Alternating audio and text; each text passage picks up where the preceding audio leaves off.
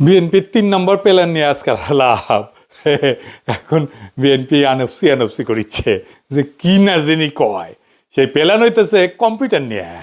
এখন একটা কুইজের উত্তর দেন তো, কম্পিউটার যদি বেশি কাজ করে তাহলে এটার নাম বেশি পিউটার হয় না কেন?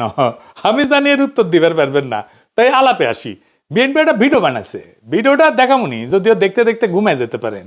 তাও দেখেন, মানে দেখাচ্ছে যে নাগরিক তথ্য চুরি হইতেছে, এটা এমন করে দেখাইছে দেখবে ঘুম চলে আসে, এত আনকুত আমি ভিডিও আমি জীবনে দেখেছি। শুনেন, বাংলাদেশের গুরুত্বপূর্ণ ওয়েবসাইটগুলোতে 6,30,00,000 বার সাইবার অ্যাটাক হয়েছে।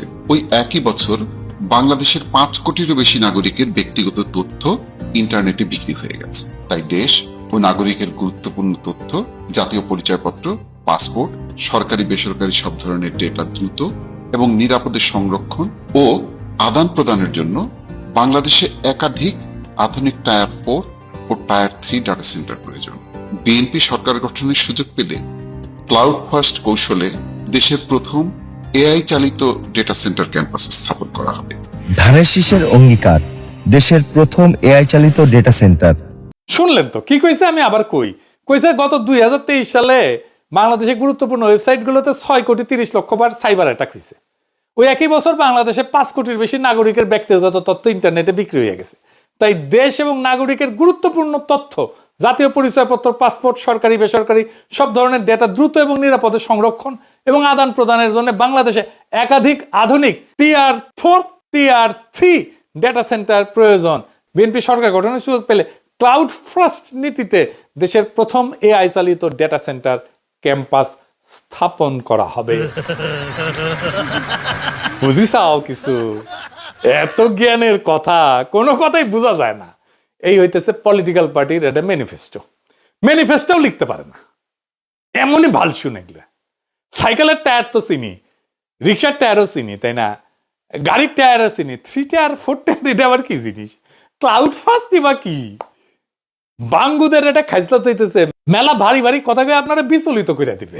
আপনার মনে হবে না জানে কি জ্ঞানী মানুষ চালে, তো এদের সমালোচনা করার আগে দেখে নি এগুলো কি, তাহলে পাইতে পারবেন ভালো।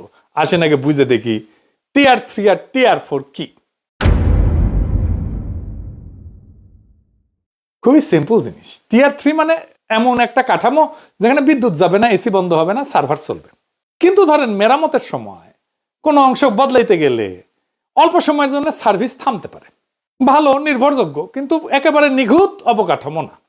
মানে ধরেন আপনার বাসার মতো, আপনার বাসায় ইলেকট্রিসিটি আছে, আবার আইপিএসও আছে। সো কারেন্ট চলে গেলে আপনি চলতে পারবেন, কিন্তু এসি চলবে না, তাই না?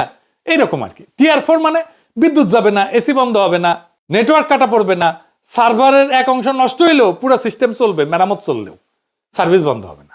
এটা সবচেয়ে শক্ত এবং সবচেয়ে নির্ভরযোগ্য। তো তার মানে হইতেছে আপনার বাসায় ইলেকট্রিসিটি আছে, আইপিএস আছে, আবার জেনারেটরও আছে, আপনার এসিও চলবে, এতই পাওয়ারফুল আপনার সিস্টেম। বুঝেছাও? তো এর মধ্যে তথ্য চুরির কি ব্যাপার আছে বলেন তো? ইলেকট্রিসিটির সাথে তথ্য চুরির কি সম্পর্ক? সে তো কইলো তথ্য চুরি হয়, তাই টিআর 3 আর টিআর 4 ডেটা সেন্টার লাগবে। আপনি দেখলেন এটা আসলে চালু থাকবে কতক্ষণ, তার তরিকা। ডেটা চুরি হওয়ার ঠেকানোর তরিকা কি? এটা ডেটা চুরি হওয়ার ঠেকানোর তরিকা না তো। ধরেন আপনার চমৎকার বাসা আছে, ইলেকট্রিসিটি লাইন টাইন সবই আছে, আপনার দরজা খোলা, তো বাসার চুরি হবে না। এর সাথে চুরি ঠেকানোর সম্পর্ক কি? সম্পর্ক আছে?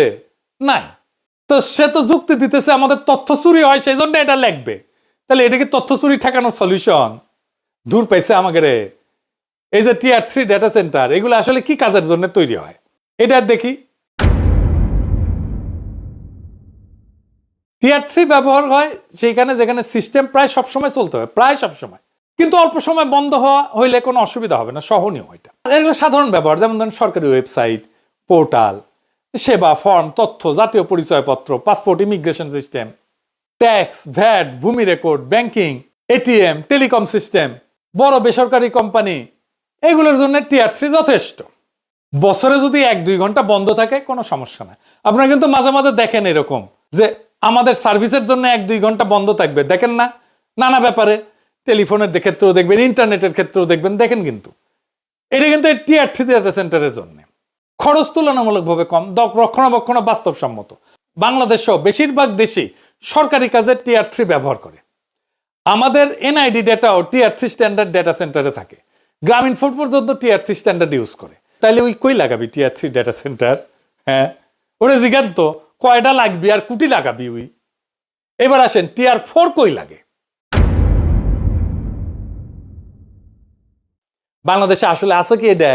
টিয়ার 4 ডেটা সেন্টার ব্যবহার হয় যেখানে 1 সেকেন্ডও যদি বন্ধ হয় তাহলে ভয়ঙ্কর ক্ষতি হয়ে যাবে। যেমন সামরিক কমান্ড, পারমাণবিক পরীক্ষাগার, পারমাণবিক কন্ট্রোল, পারমাণবিক বোমার কন্ট্রোল, জাতীয় নিরাপত্তা, গোয়েন্দা সিস্টেম, পারমাণবিক বিদ্যুৎ কেন্দ্র, air traffic control, global stock exchange, medical life support system, missile, defence network. কেন? এখানে 1 মিনিট যদি ডাউন থাকে তাহলে জীবনহানি হবে, রাষ্ট্রীয় বিপর্যয় হবে, বিলিয়ন বিলিয়ন ডলারের ক্ষতি হবে। টিয়ার 4 কোনো বিলাসিতা না, এটা জীবন মরণ পরিস্থিতির জন্য।